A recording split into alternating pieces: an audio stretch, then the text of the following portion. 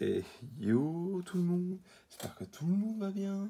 Je vous fais une petite vidéo rapide sur le suivi des Turkestanus et sur mon avis sur l'espèce. J'élève maintenant cette espèce, ça fait un petit peu plus d'un an, puisque j'ai reçu la gine seule, ce que je vous dise pas de bêtises, en mai ou juin dernier, ça fait un an. Elle a bien évolué, c'était une gine qui était bien productive.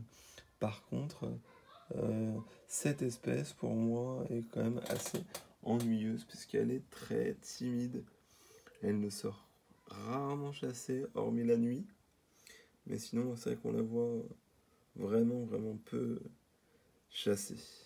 Elle s'est bien adaptée à son nid, comme vous pouvez le voir.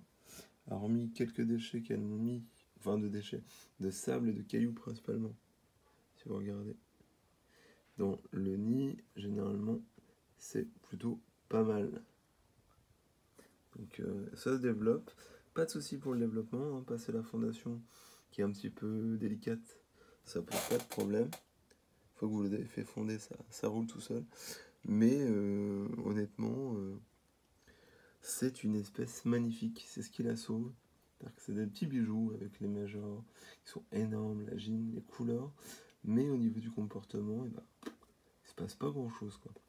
Il y a très peu de sorties dans l'aire de chasse. La nuit, un petit peu, ça fourrage, mais j'ai 10-15 ouvrières maximum. Donc c'est vraiment léger. Je m'attendais à un comportement qui allait quand même s'améliorer avec le développement. Là, on a passé les 110 ouvrières au moins, minimum. Si ce n'est plus, puisque dans ce nid-là, j'ai quand même une moins bonne visibilité que dans le nid tubulting et dans d'autres. Mais voilà quoi, c'est un peu décevant au niveau du comportement. Après, c'est une espèce que j'aime beaucoup du fait de sa coloration, mais je me dis que si vous élevez cette espèce et que vous n'avez pas d'autres colos en élevage, et ben vous allez très vite vous lasser de cette espèce.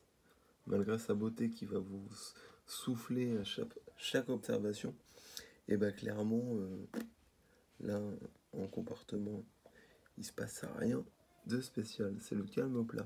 Par contre, effectivement, ça évolue. Là, vous pouvez voir. Là-bas, il y a plein de larves, d'œufs. Là, il y a du cocon. Là aussi. Là, non. Là aussi, il y a du couvain. Là, il y a plein de cocons. Plein de naissances à venir. Donc, des gros majors.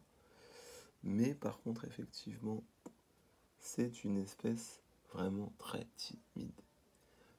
Mais après, au niveau élevage, elle pose pas de soucis particuliers. Elle est des fois un petit peu entre guillemets, sélective au niveau des liquides sucrés, si on peut dire ça comme ça. Mais voilà quoi, c'est pas franchement compliqué en élevage. Le nid fonctionne, on peut voir l'humidité ici qui fonctionne bien. Là, la partie sèche du nid. Donc j'ai vraiment humidifié qu'une petite partie pour voir comment ça se passe avec le nid. Et ma foi, ça a l'air de leur convenir puisqu'elles sont plus du côté sec que du côté humide. Donc il y a du couvain, tout ça, c'est pas un souci. Mais par contre, effectivement, j'essaie de vous montrer un petit peu l'aire de chasse. Il y a peu d'activité. Si elle s'amuse à me creuser la plante qui est ici et ici pour me mettre du sable, c'est pas gênant. Et puis quelques déchets. Donc là, je leur ai mis une mouche. Donc. Et comme j'ai retiré le cache, bah, ça s'active. Mais sinon, c'est que c'est une espèce qui est quand même... Je vais essayer de faire des belles images. Si je peux. Voilà. Non, je ne peux pas plus. C'est un peu embêtant. Voilà. Je suis désolé. Voilà. Bien évidemment, la mouche va bouger à ce moment-là. Ah là là. Voilà. Je ne peux pas bouger plus. Mais sinon, elle se développe peu. J'aurais laissé le tube de fondation quand j'ai fait déménager, au cas où. Tant que j'ai pas beaucoup d'ouvriers à l'intérieur, ça va. Si un jour je vois que j'ai beaucoup de monde qui est dans le tube, dans la gine, je les changerai de nid.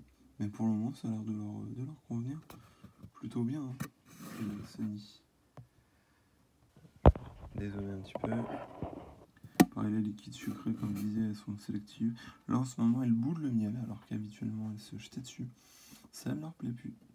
Mais à mon avis, elles ont pris goût au melon. Parce que quand je suis parti en congé, vous avez fait une vidéo où vous aviez le jelly que j'avais mis, et elles, de mémoire, je leur avais mis melon ou mangue, je sais plus. Mais elles kiffent la gelée, donc je vais repasser à la gelée. Mais ouais, donc sinon, pas de soucis. Et vous voyez, donc là, ça fourrage un peu parce que je les ai nourris. Mais sinon, il n'y a aucune activité dans l'aire de chasse.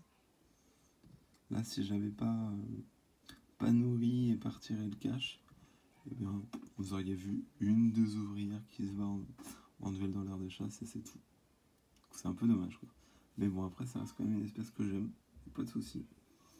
Mais qui est vraiment, vraiment, vraiment calme et discrète, comme on peut dire. Voilà.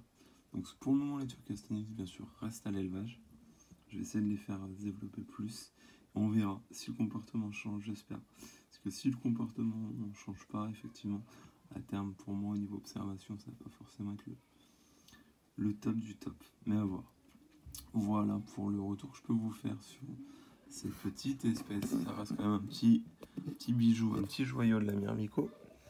Mais qui est vraiment très très très très timide. Voilà, pour les beaux majors. Voilà un petit peu. Merci à tous, bonne journée, salut!